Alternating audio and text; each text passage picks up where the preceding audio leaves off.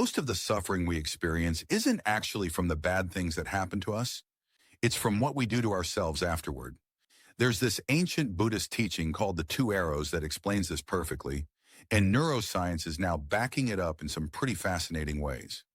The basic idea goes like this. Life shoots you with an arrow. Maybe you stub your toe, someone criticizes you at work, or you get some bad news.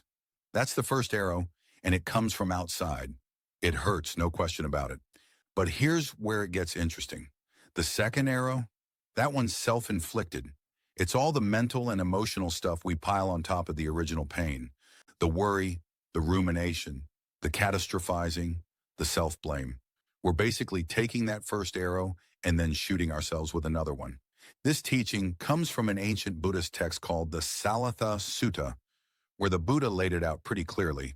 He said when an untrained person gets hit with something painful, they feel two pains, physical and mental. It's like someone shoots you with an arrow and then immediately shoots you with a second one. So you're dealing with the pain of both arrows. But a trained person, someone who's developed mindfulness, only feels one pain, the physical one.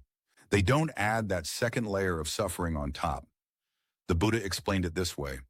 When touched with a feeling of pain, the untrained person sorrows, grieves, laments, beats their breast, becomes distraught.